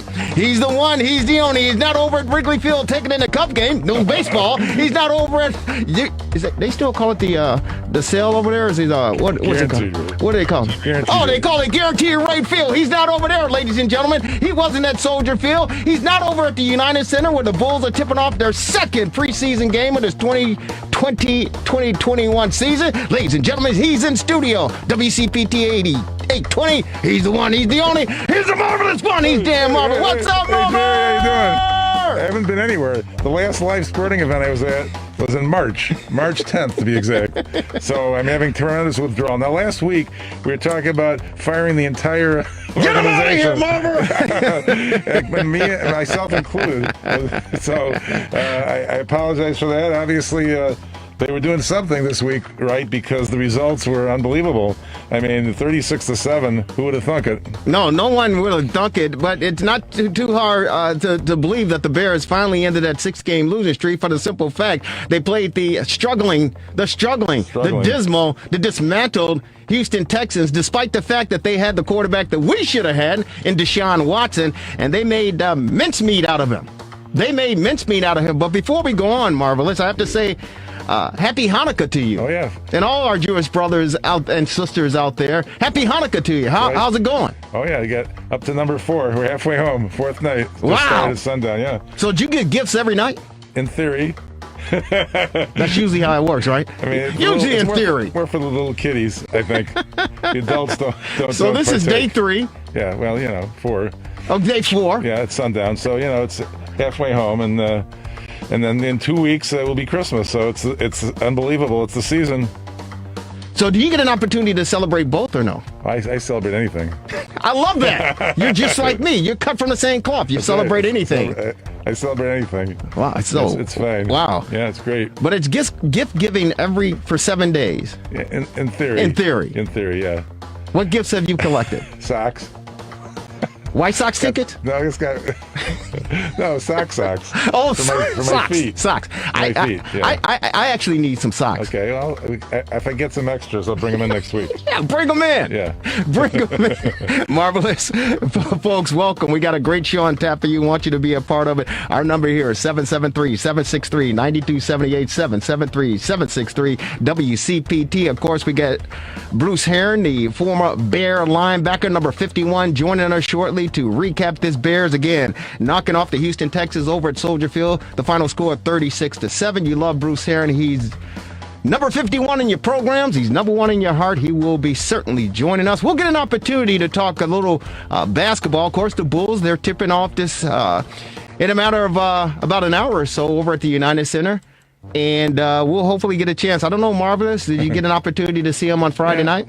I watched some of the games, saw the highlights. I mean, it's just weird in these empty arenas, but and they're going to start the season a week from tomorrow, so it's a real short turnaround. Yeah, it certainly is, and hopefully we'll get an opportunity to talk about that. But we do want to talk some. It's been a very, very rough weekend for the University of Illinois and the alumni base and the family of the Fighting Illini. It's been a very, very hard weekend. They take it on the chin against the Northwestern Wildcats over in Evanston on Saturday, and they lose the what is it called? The Abraham Lincoln hat or something? What's it called? The Battle of Illinois. But what's that trophy called? It's hilarious. It's Lincoln. Yeah, but they man, they lose the. They've never, and Lovie Smith, that football team never have beaten Pat Fitzgerald's Northwestern Wildcats, and it wasn't a good performance on Saturday afternoon, of course. And then in basketball, it's Land of Lincoln is what it really is the called. Land of Lincoln Trophy, and congratulations to the Northwestern Wildcats. And then in basketball, they simply came up a little bit short. Io, they lose to Mizzou. Yeah. And after closing the gap, trailing by 13 points late in the ball game, they closed the gap, and Io, I don't understand what happened. Did you see the ending of that goal? I saw his 3-point shot off balance, but before that, there was that flagrant foul. It looked like the guy kind of flopped. Yeah. And that really turned it around. I just didn't understand Coburn looked like he may have extended his arm a bit, but the guy looked like he'd been shot out of a cannon or something. Exactly. Yeah, that was kind of questionable in its own right. But coming out of a timeout and the play that was drawn up, that simply didn't make any sense. It was an ill-advised shot put up with like 2.3 seconds left in the game. Of course, it fell short, clanked off the rim, and the Illini didn't get the rebound. They lose it. A tough one to Missouri. So that was tough as far as on the field, on the court is concerned. And then, of course, we get the sad and disappointing news. First and foremost, that Lovie Smith, after 5 years, going 17-39 for the Fighting Illini, was relieved of his duties down in Champaign. So he is on the market. We'll get an opportunity to talk about that. And very, very disappointing news and sad news in the basketball world in the University of Illinois family. And I love this guy. He was a man's man, and he's a fixture as far as Chicago basketball is concerned, the state of Illinois basketball is concerned, and of course the University of Illinois. And unfortunately, and I don't know the cause of death, but Jimmy Collins, former assistant coach for the Fighting Illini back in the heyday when you talk about the '89 Flying Illini, and of course the UIC Flames, head coach with that program, he passed away at the age of 70, was it 73? 74. He had 74 years old. Had a heart problem, but I don't think they listed the cause of death. So we'll hopefully get an opportunity to reflect a little bit about Jimmy Collins. I thought he was just a fantastic human being. I thought he was an incredible basketball mind, and he was the one, the resurrected. He was the one that put Illinois basketball more or less back on the map as far as the state of Illinois is concerned. And we talk about the national ranks. And again, I mentioned the Flying Illini back in '89, of course, with Kenny Battle and Kendall Gill and Stephen Bartle and Lowell Hamilton. Those guys, that was Andre Battle. They were a fantastic basketball team. And it was a credit to Jimmy Collins for the simple fact that they were Illinois homegrown athletes who played on the high school level. He was able to convince and recruit them and get them to come to the University of Illinois, and more or less the rest is history. But may he rest in peace, and condolences go out to his beautiful family. And he was just a blessing as far as the state of Illinois is concerned, as far as the University of Illinois is concerned, and as far as the game of basketball in the public league. Jimmy Collins made a positive, a heck of an impact here in the Chicagoland area and the state and across the nation. He was a great recruiter. He brought in Nick Anderson, Kendall Gill, Lowell Hamilton, and Marcus Liberty, all to they were on the 88-89 Illini team, and with UIC, they made the NCAA 3 times and NIT once. Pretty good record. Yeah, a very good record. And I got to say this, if you've been listening to the show over the past few weeks, definitely this season, you know that I get on my soapbox and I get on my rant, and it's usually aimed toward the Bears because, during a 6-game losing streak, a 6-game losing skid, they give you reason and they give you cause to or at least give it to me, for me to get on the soapbox and really, fire at them and fire out at them. I'm happy that they got the 36-7 victory over the Texans, but there's we talked about smoke and mirrors when they were 5-1. We still got some work to do. There's no question about it. But as far as getting on my soapbox is concerned, I appreciate the University of Illinois Chicago, the Flames, giving Jimmy Collins an opportunity to become the head coach over there. And he brought some fire to that program as well, and never met up to the standards as far as the University of Illinois is concerned. He actually deserved to become head coach down in Champaign. Right. They picked Lon Kruger instead. Yeah, that was a disservice, in my opinion, to Jimmy Collins. He should have been the next head coach, replacing Lou Henson down at the University of Illinois as a men's head basketball coach. The public league coaches and Landon Sonny Cox, you know who he is. I think he's no longer with us as well. May he rest in peace. But Chicago, the University of Illinois had a pipeline to the south side, to the city of Chicago, as far as public league players were concerned. When the University of Illinois administration, athletic department did not give Jimmy Collins that head coaching job, all bets were off. All bets were off. Had they done the honorable thing, the correct thing, the wise thing, in my opinion, and given that man that head coaching duties, guaranteed, ladies and gentlemen, guaranteed, you heard it here on the Rewind Sports 60 WCPT 820 AM, the University of Illinois basketball program, and I know what D. Brown and Darren Williams and those guys did in at 05, 06, or whatever the case may be. I know what they were able to accomplish. But had they given Jimmy Collins that head coaching position as the men's basketball coach, the program, it would not have missed a beat. I guarantee you, in my opinion, the University of Illinois down in Champaign, head coach Jimmy Collins, they would have won definitely one national championship, if not multiple. Well, for no other reason, he brought Deion Thomas. He recruited him to Illinois, and so that was a real feather in his cap. So that alone should have been a factor. But of course, the Deion Thomas, there was some controversy. Oh yeah, there was some controversies, and that's why I get on my soapbox, because it pisses me off. And again, I have to get on my soapbox, but it pisses me off, and I guarantee you, the alumni for the University of Illinois, the fan base, they were irate when this whole thing went down between Bruce Pearl, who was at the time an assistant at Iowa, and Jimmy Collins. They were trying to get Deion Thomas to come and play at their respective universities. There were some recordings and some alleged violations or whatever. At the end of the day, Jimmy Collins more or less was relieved of his duties down at the University of Illinois Champaign-Urbana, and we know the frickin' Bruce Pearl, he's I normally don't do this, and I normally don't go down this road, but as far as the Fighting Illini fan base, the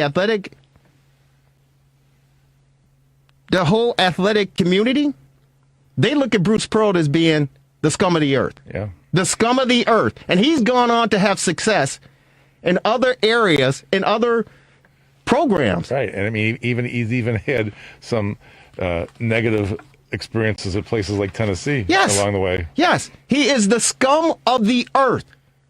He is the scum of the earth. And the health conditions that Jimmy Collins, in my opinion, succumbed to doing that, it was a very stressful situation. I do believe he may have suffered, if not not a massive heart attack, but I think he suffered a mild heart attack during that time because of the stress levels that he was enduring based on all that surrounded the whole situation. And to see Bruce Pearl more or less get rewarded for his snake, his devious, his pathetic actions is just a disservice to the man. It just pisses me off, and it pisses a lot of the University of Illinois fan base off, whether you're current or the past, and you know the story. It pisses you off because this jerk, Bruce Pearl, the jerk, goes on and has success in other programs, and Jimmy Collins, he never rebounded from that. You're right. I mean, as it turns out, Pearl went to the Final Four in 2019. Yeah, Man. So with Auburn. Yeah, and I'm sure I'm speaking for a lot of the Fighting Illini fans. The he's just a scumbag. He is. He's a scumbag. And I usually don't throw names and titles and things of that around because I understand the world of sports and I understand, you got to do what you got to do. This guy, Bruce Pearl, is a scumbag. He's the worst of the worst, in my opinion, and he gets rewarded. It's not like he's not like he's a Lou Henson, right? Not like he's a Dean Smith. Not like he's a Mike Krzyzewski. He's none of that. None of that. Yet and still, these programs, these presidents, these chancellors, they give him a job, and they put him in charge of your 18, 19, 20-year-old kid. And you think he's the type of leader I swear to you, I would never let my kid play for that type of guy. Are you kidding me? It's amazing. I mean, even a bum. Yeah. There's so many of the college basketball coaches that have had so much success, even like Rick Pitino and others, that have had so many things that have happened to them along the way that tarnish them. And I guess it's just like a business, and they do what they do, but it's crazy. Yeah, Rick Pitino, I understand. He's not. But let me tell you something. This guy Bruce Pearl is in a class of his own. He's in a class of his own. Rick Pitino. Hey, listen. I understand. Programs happen. You're trying to recruit. You're trying to do whatever you can. If you got the girls coming in and the recruits coming in, and you say, "Hey, go on over there and hey, have a good time." I get it. It happens. I understand that. Right. But for this guy, Bruce Pearl. Yeah. To pretty much, he ruined this guy's career. Yeah, I mean, it was alleged that they were giving cars and money to the kids. I think that was part of it. He coerced Deion Thomas to try to spill the beans on Jimmy Collins during this phone conversation where he had on wiretap, more or less. He recorded the phone conversation, and then he puts it out there, and it's like, hey, wait a minute. I understand the gloves are off when you talk about recruiting. It's a tough-ass business. Yeah. Being a head coach on the collegiate level in a major program, it's very, very difficult. It's very, very competitive. And that's one reason I think Lovie Smith is out as the head football coach, is because Lovie Smith comes from the National Football League. I don't think that Lovie Smith was built for recruiting and sitting in living rooms talking to a 17-year-old kid and his parents saying, hey, would you come down to the University of Illinois to play? I don't think Lovie was cut out for that. Yeah, but I mean, this year he had his recruits, the ones that in his fifth year, I believe. So these were his guys, and he really was making some strides. They had that winning streak up until they went to Iowa, but it didn't continue, and now he's gone. What do you think happened with the Lovie Smith whole ordeal? You mean as far as because when he took the job 5 years ago, I thought, wow, I was kind of nervous for the other coaches in the Big Ten, because I'm like, well, Lovie, he's got a pipeline, he's got some coaches, he brought some of his coaching staff from the Buccaneers, he had some that with the Bears, and he brought them down to Champaign, and I'm thinking, if I'm a 16, 17-year-old kid, 18-year-old kid, and Lovie Smith comes in and, with his resume, I think it's a drop in the bucket. I'm going to play for this guy. But whatever the case may be, it never transferred or translated over to the playing field. Yeah. What do you think happened in that whole situation? Well, I mean, obviously he'd been being a pro coach, since about 2004. But I guess he was an NFL assistant coach before that. So the college experience was way back in the 90s, where he was an assistant at various places, including the Ohio State University. He was a defensive back coach with the Buckeyes back in 95. Yeah. So I agree with you that it didn't seem like a good fit for him to be doing the recruiting, but I don't know, as the head coach, maybe you can assign those duties to somebody too. But I was surprised when he took the job originally, to be honest with you. Mm-hmm. So, but again, the Illini have not had that much success. His overall record was 17-39, mm-hmm.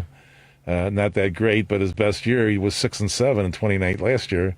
So it looked like they were making progress, and now they're 2-5 in the shortened season. So he's out. Yeah, he's 10-33 in the Big Ten in 5 seasons for the University of Illinois, Champaign-Urbana, and I certainly believe that Lovie Smith will land on his feet. He's almost some people will say a genius as far as football knowledge is concerned. It just depends on the culture, the environment, the surroundings, and the program. I just don't think that Lovie Smith is cut out to be a coach on a collegiate level. And I understand his mindset was to develop these young kids into leaders and young men, which that's respectable and honorable. Yeah, but at the end of the day, especially the money that the University of Illinois threw at Lovie Smith, they want some winners. Yeah. And they just built a new facility for him, the Lovie Smith facility down there, on campus. So he will be remembered. There's no question about it. But I just don't think you're right. I was kind of surprised with Lovie. He got $21 million for 6 years, but the story goes that within 2 days they sold 2,000 more season tickets and 400 new student tickets. So there was a lot of enthusiasm over his hiring. Yeah. So, Lovie Smith, some people believe that Lovie Smith should become, and we're going to get on Bruce Pearl to pick his brain and about this Bears victory 36-7. I don't think you Bruce Heron. Yeah. See, oh man. He's on your mind. Yeah, he's on my mind. We're going to get Bruce Heron on. Thank you for the correction. Bruce Heron will be on with us. If I had Bruce Pearl on. I don't think he wants to come on. Yeah, if I had Bruce Pearl on the hotline, boy, it certainly would be hot. Jerry Riles along with the marvelous one, Dan Marver, but we'll get a chance to talk with Bruce Heron about the future of Lovie Smith. Some speculate that the Bears would be smart. The Bears would be smart to at least talk to Lovie in the hopes of trying to bring him on board as an advisor. Your thoughts on that? Yeah, I mean, that seems like a good idea. I think he might want to be a coach still, though. He's a young man. He's only 62. So I love that. I love that. Yeah. Very well said. Yeah. So he might want to be a head man, and you know how it goes in the NFL. There's always a bit of a revolving door, so he might have an opportunity. I mean, right now there could be an opportunity with Houston, among others. You know. Yeah. So. Well, you know what? Yeah, the Houston Texans, they certainly are looking for someone not only on the sidelines, and Romeo Crennel, he was thrust into that position. Midway through the season. Of course, the Texans got rid of their general manager as well, so they're certainly looking for some front office help. And, who knows? Some people speculate that Lovey will take some time off to gather himself, spend a little time with family, and then get back out there. But whatever the case may be, Lovey Smith's services could be used in the National Football League again. I mean, he's originally from Texas. Yeah. So who knows? Yeah, those highlights to open up the show, courtesy of CBS. That was Kevin Harlan and Trent Green on the call there. And, of course, there were touchdowns by David Montgomery to start the game off for your Chicago Bears. An 80-yard run. That was more than they average in a game usually. Yeah, exactly. We'll get a chance to talk about the numbers as well. But Coach Matt Nagy, who was beside himself, talks about today's win. He said, our players and coaches for being able to be resilient and focus in, lock in as to where we're at. I thought in pregame I had a sense of the vibe and the energy of where we were. It felt good for those guys. I wasn't sure how it was going to go, but they proved it. All three phases played together.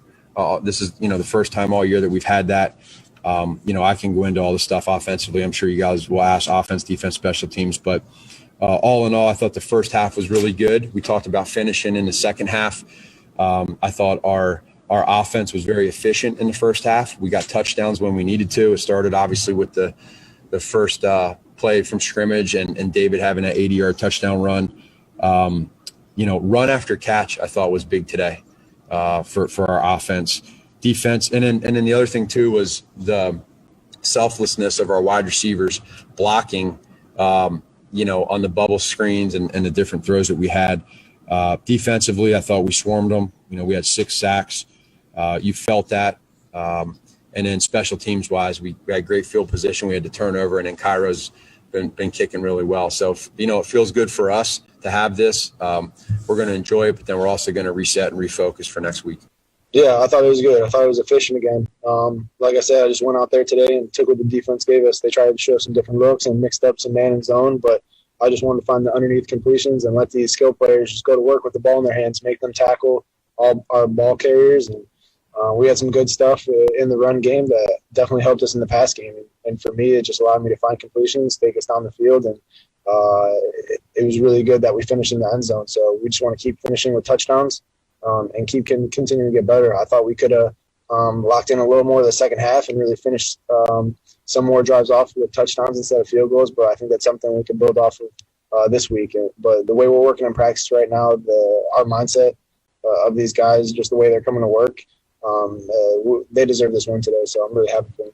We're happy for you as well. The Bears knock off the Houston Texans by a final score of 36-7 over at Soldier Field on the lakefront here in Chicago to improve their record to 6-7. They end that 6-game skid. The Texans, the dismal Texans, that was a bad football team. They fall to 4-9, and Deshaun Watson, God bless him, he tried to do any and everything he could, but unfortunately the Bears just overpowered them, outmanned them, and outcoached them, to be honest with you. The Bears, congratulations, they improve, and we'll see what happens next week when they go on the road to take on the Minnesota Vikings. But we'd love to get the insight there. Every week, ladies and gentlemen, you get an opportunity to hear from this man. He is the best in the business, and he is on the program, the Rewind Sports 60, WCPT 820 AM, former Bear outside linebacker, number 51. He's number 1 in our hearts. He's on our TR60 hotline. Welcome back, Bruce. How are you? Bruce Herron's on our TR60 hotline. What's up, man?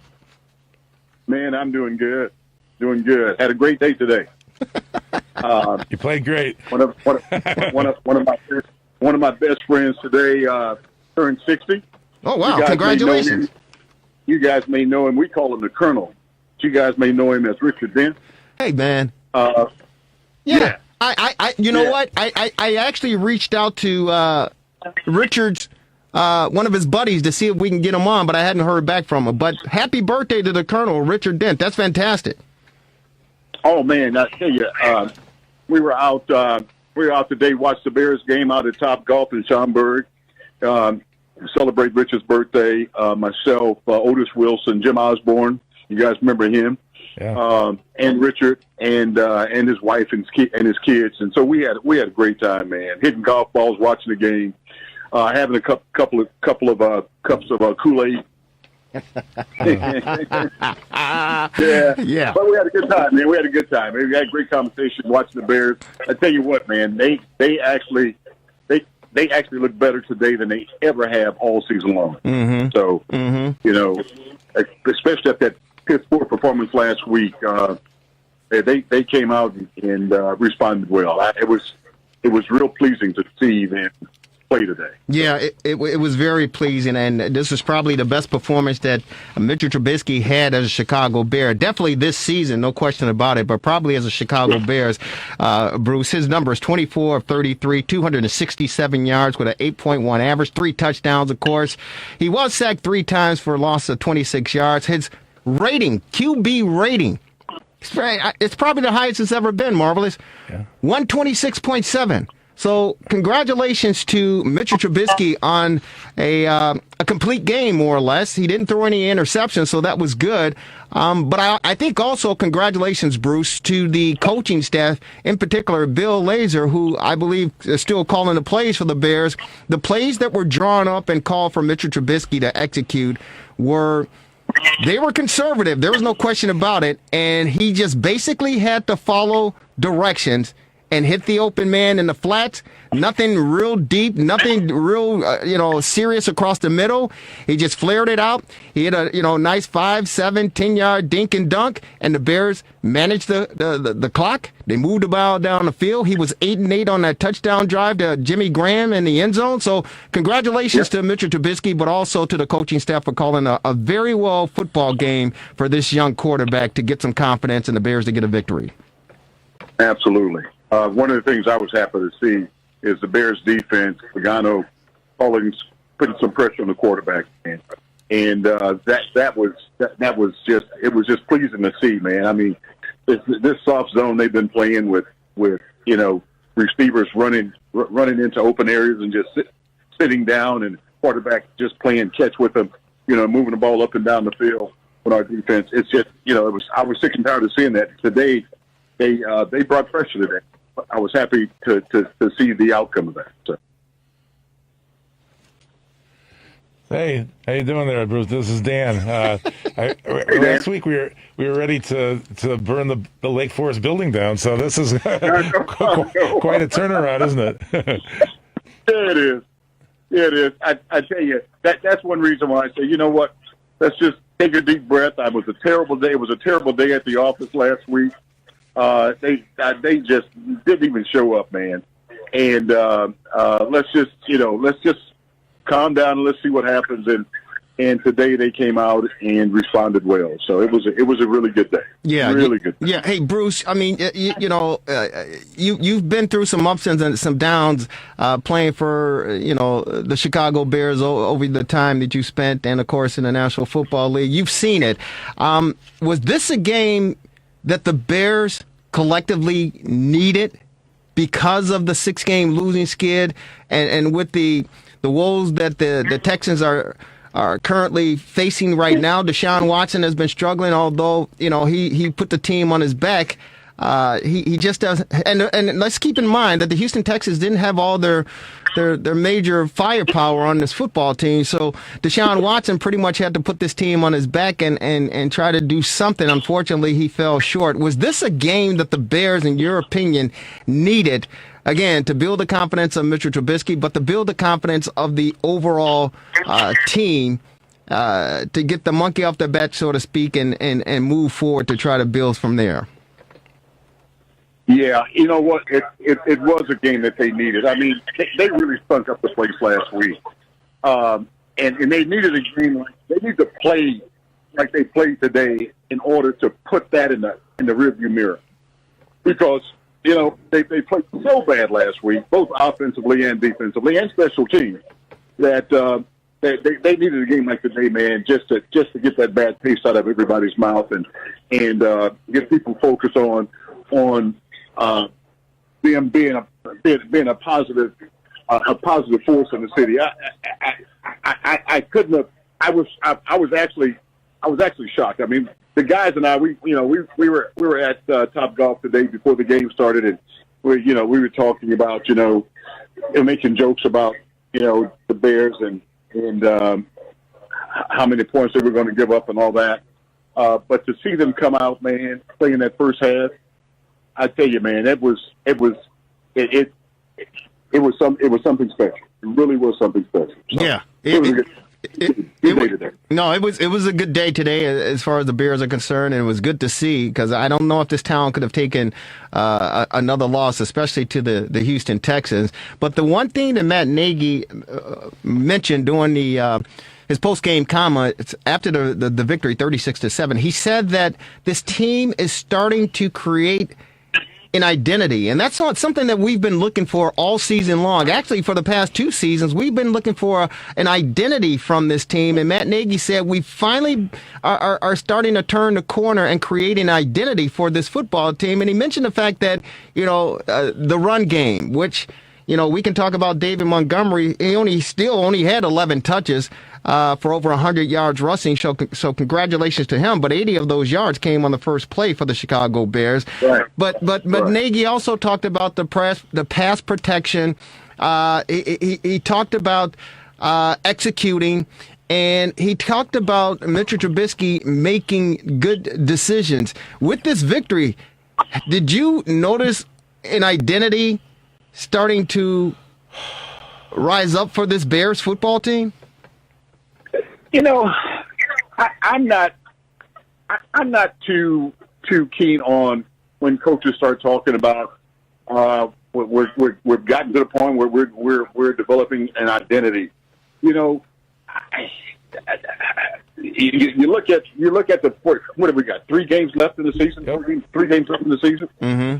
And 4 games. What happened to the previous 10, 11, 12 games? Right. I mean, there were major opportunities to create an identity, and we didn't do it.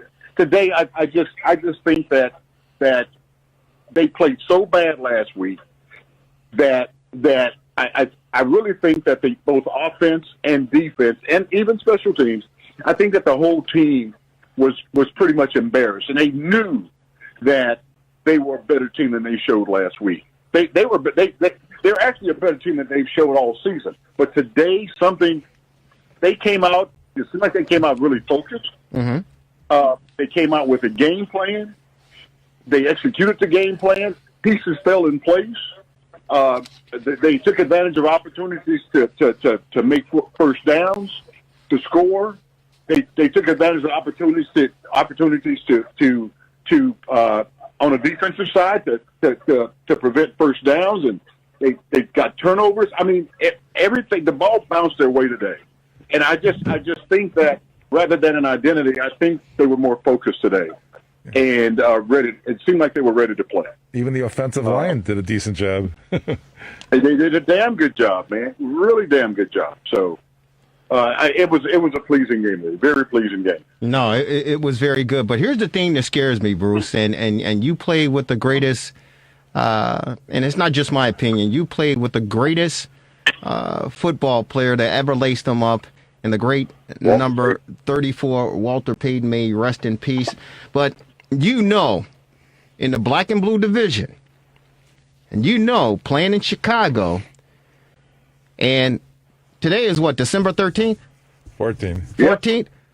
14th. Everybody knows that in the middle part of December, in the National Football League, in the black and blue division, you're running the football. Because the weather off the lakefront is, it was like 35 degrees, 36 degrees earlier today. The weather off the lakefront it's brutal in December. And that's when you start to pound it and you start to grind it. And those big boys up front, they get down in that dirt and they start knocking some heads off. That's right. But this is what is confusing and scary to me, and especially when Matt Nagy talks about identity. You run the freaking football in the National Football League in the month of December when you're playing in Chicago. David Montgomery, albeit the 80 yards, God bless him, and he had the breakaway speed, so to speak, to get 80 yards down the field for the Bears' first score, but he only had 11 touches for 113 yards. How can you give your running back 11 touches who plays for the Chicago Bears in the month of December, only 11 touches? That's what's scary to me, man. That scares me. Yeah, I mean, he broke that first run for 80 yards, and then after that, he only touched the ball 10 more times. Right. That's crazy. That doesn't make sense. Run that kid, man. Let him run. Let him run. Yeah. God, no, I don't know, but you know what? I was just happy. I was happy that's a piece of the game today that is puzzling. But at the end of the day, I don't want to pick and choose and find fault in a big win like today. It's such a feel good story Mm-hmm. to see them to go out and execute and win a game. Yeah, I mean, there's some things they could have done better, like giving Montgomery the ball more often than they did. But at the end of the day, they won the game, and that's the important piece. Yeah, it is very important, no question about it. But what I'm afraid of, Bruce, is the fact that when the Bears are 5-1, when they were 5-2, and they were 5-3, many of us around the city said it was smoke and mirrors. And you remember when Nick Foles said, "Hey, listen, do you guys want to win ugly if you want to win pretty?" And they were, to me, they were selling the fan base, a raw bill of goods by saying, "Hey, you know what? We're doing okay." I don't want to go down that path again, and that's why I bring up the running game, because you got Minnesota, and you know who they got running the rock for them. Dalvin Cook. Oh, yeah. That guy's a beast. They know what to do. They say, we got a guy that can run the rock. Let's give him the rock and let him run. So I'm not bringing it up to be a downer as far as, what the Bears were able to accomplish today. And again, kudos to them with the 37-7 victory, 36-7 victory ending that skid. But I'm looking forward, and I don't, after listening to Matt Nagy and Mitchell Trubisky talk after this game, I know the Bears, and they should think this way, that their playoffs hope are still there. I personally, Bruce, and you help me out with this, I personally don't think it's a realistic goal, because, I don't think that they're going to beat Minnesota when they go up to the Vikings next week to play them. Jacksonville on the road, to me, it's a toss-up.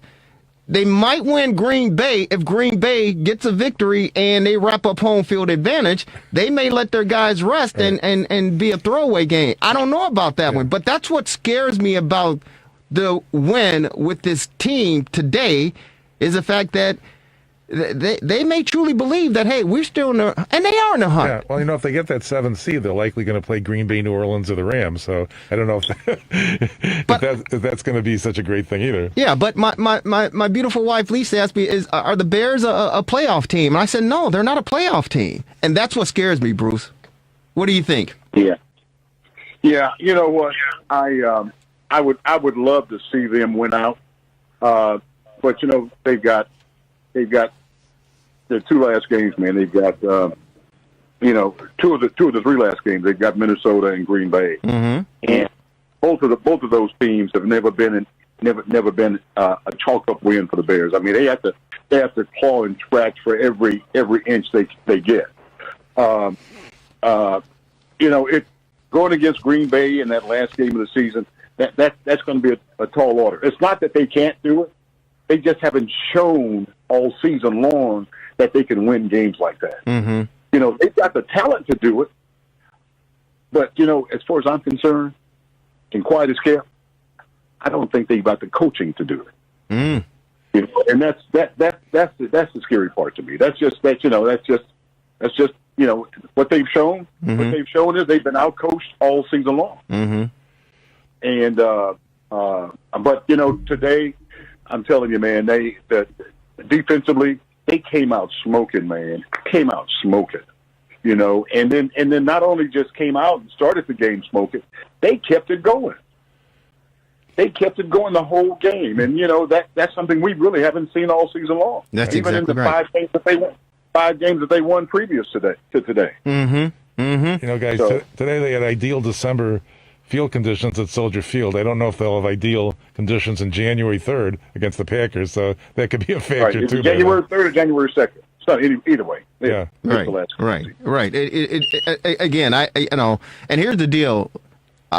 If the Bears win another game, I don't see any changes, whether it's in the coaching staff or in the front office. I don't see any changes at the end of the season. And, of course, many fans were calling for that after last week's debacle and, of course, the embarrassing loss against the Packers on national television. Back-to-back weeks, it was just horrendous as far as Bear fans were concerned. But if they win another football game, I don't see any type of changes. And it appears to me that they'll stand status quo and business as usual.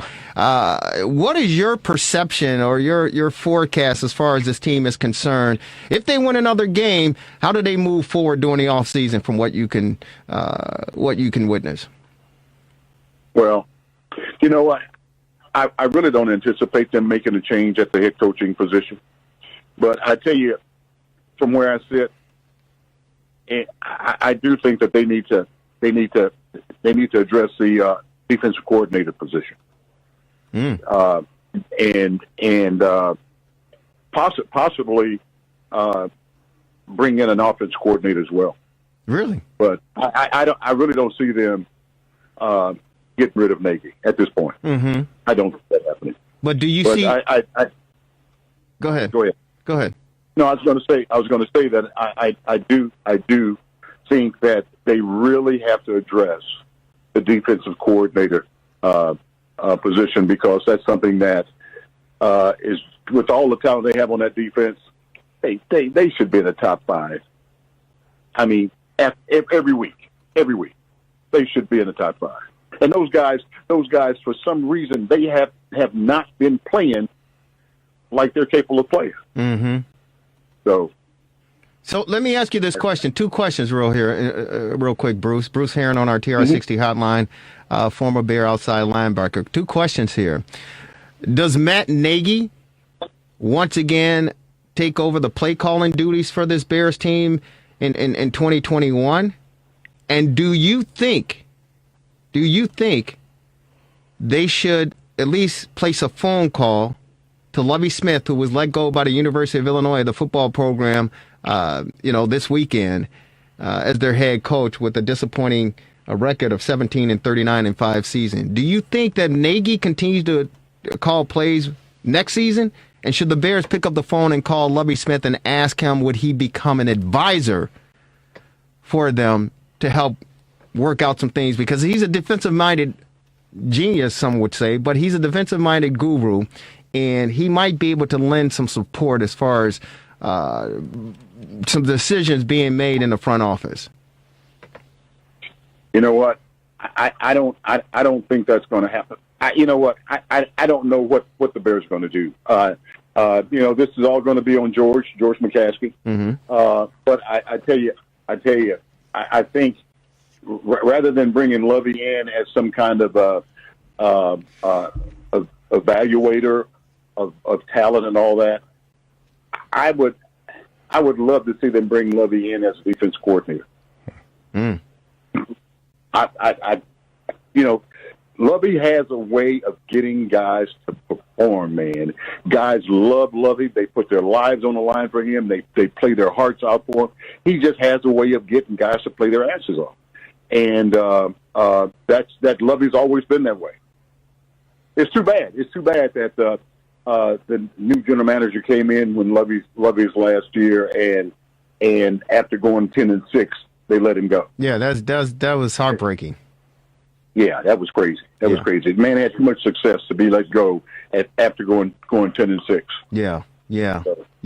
So do you think Nagy continues to call plays moving forward after this season if they win another game and he stays pat? I don't know, but I hope that he understands that being the head coach. I mean, some head coaches are are head coach and offense coordinators or defense coordinators, but you know what? A head coach has got a lot of responsibility for the entire team, not just an offense or defense or special teams. You're responsible for all of it. Hire the best people you can hire, and let them do their job. Mm-hmm. Yeah. Let them do their job. If possible, I think Lovey would probably want the head job again somewhere, given a choice. Yeah, but you know what?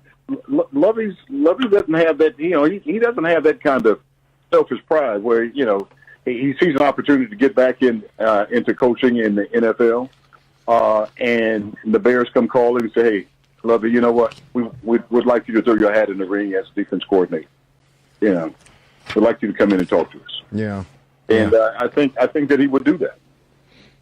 I think it would be smart for the girls, at least. Did I say girls? Yeah. I think it would be smart enough for the girl. I'm sorry. I'm looking at Pam Oliver here. So I think. I know. I'm looking at Pam Oliver. I'm sorry, Jalen Hurts. But I think it'll be smart enough for the Bears to at least pick up the phone and call Lovey to see if he has some interest.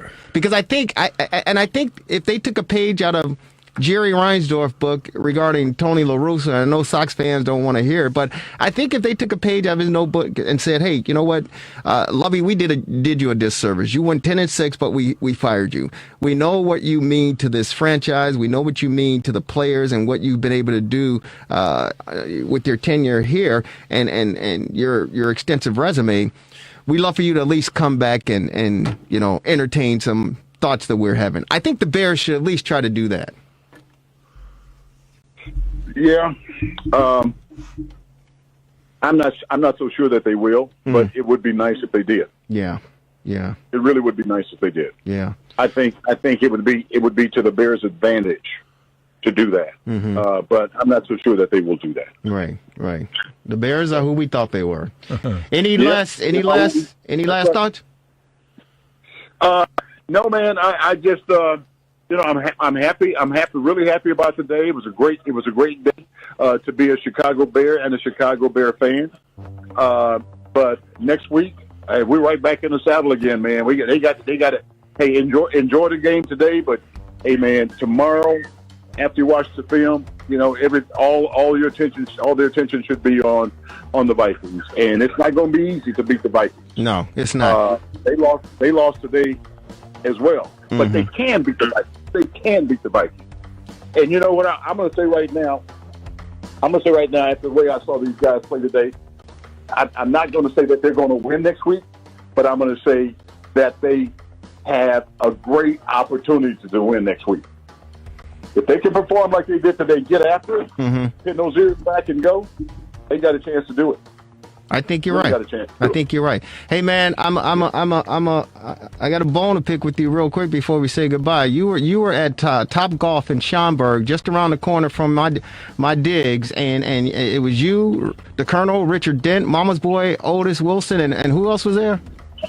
Jim Osborne, and you didn't number 68. Dude, you didn't pick up the phone and say, "Hey, Jerry, come on over here." You know what I'm gonna do for you now? You know what I'm gonna do for you? I'm calling up Darwin Hackney and telling him, don't give him no more. Don't give him no more of that banana pudding, no more, because he left me out. He left me out cold. Don't do me like that. I gotta call Darwin and say, "Hey, no, he's gotta earn his. You gotta earn it. You gotta earn it back. You left me out cold. I love Top Golf, man." Hey, man. Henry texted me today, and I haven't been able to respond to his text. But the first thing I'm going to say tonight when I get off the phone with you, I'm going to text Henry. I say, "Henry, $50 to make them bananas." No, hey, Henry gonna say, "How come you didn't call him too? He wanted to come over as well." Hey, Bruce Aaron, you the best, brother. We love you. Stay safe, and we'll talk to you next week. Hopefully the Bears will come away with the victor. Take care, brother. AM820, I love you guys. He's the best in the business, ladies and gentlemen. Bruce Aaron on our TR60 hotline. Any closing thoughts, Marvelous? We'll see how they play. The Minnesota, they're tied in the 8th spot now. It's 6-7, so there's still playoff talk, so it should be interesting. It certainly is. Hey, thank you so very much for tuning in. We'll see you on Comcast on Wednesday at 7 p.m., Channel 17, Channel 19, Channel 34. 98.5. It's another edition of the fastest hour in sports conversation, the Rewind Sports 60. Thanks to the marvelous one. Thanks to our illustrious producer, Devin Tingle, and, of course, Lauren Cox, who will be in studio next week. Have a great rest of your evening. Enjoy the week, and we'll talk to you guys next Sunday. Go Bears! 36-7 victory over the Texans.